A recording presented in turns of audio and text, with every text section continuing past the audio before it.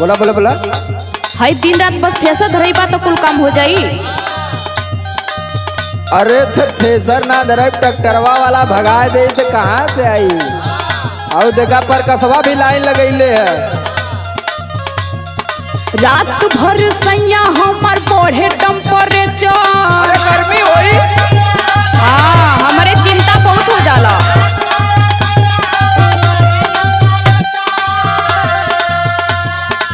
Cooler में रहा cooler में।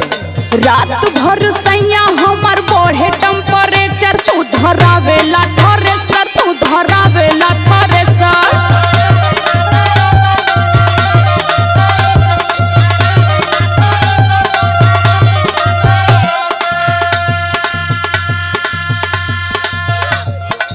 अरे 4 दिन का लहार बाहर है, कमा लेवे दे कुछ, नहीं तो भाई नवमी का मेला आ जाई तो लगू प्याज मत मुंह बनावे। तब तो तुम्हें कुल चीज चाहे लगी। दुनिया भर का टिम्मा पलले ही। सुन सुनावा। कैसे छनी पूरी रोज रोटियां बेलाई।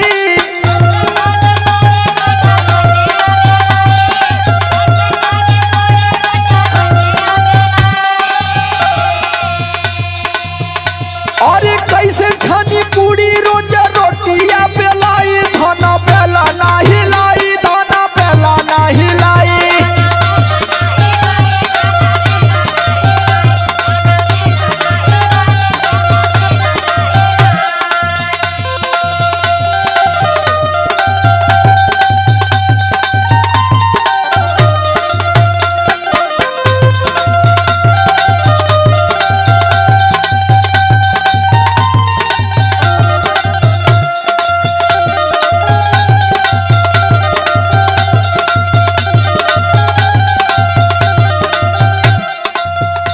अरे वो तो ठीक है बा, हमहू जाना तानी कि कमैबा ना तो का खायल जाई, लेकिन तनी घरों रहल जरूरी समझा। हाथ रही घरे, अब मंगवा लिया तब कुल व्यवस्था। सुना सुनावा। जहिया से चढ़ल बाटे चैत के महीना।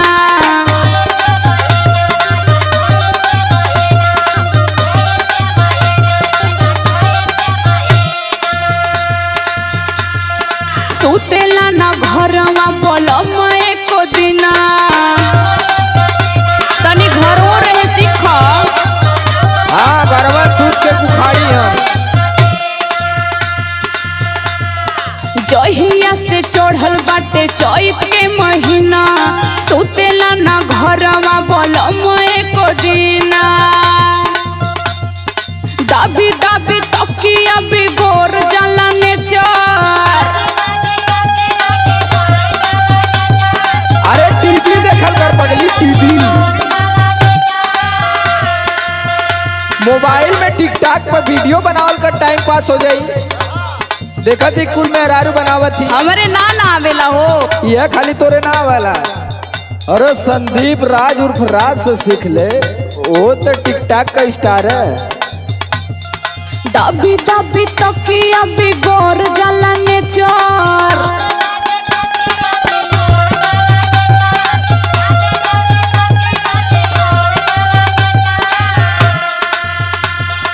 दाबी दाबी तकिया बिगोर जाला नेचर। तू धरावेला थ्रेसर, तू धरावेला थ्रेसर।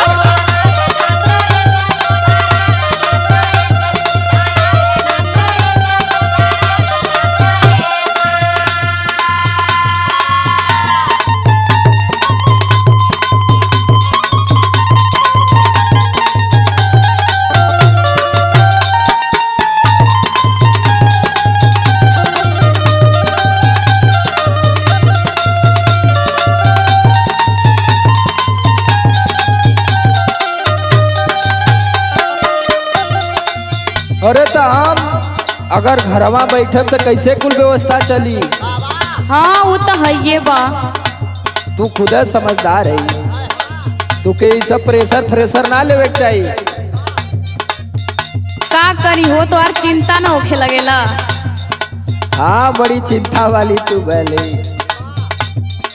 घरवा में सूत के काटब जब चानी।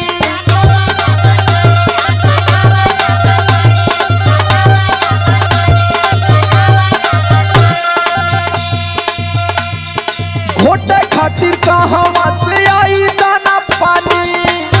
अरे भगवान हुआ सबके देना हम लोग के दी हैं।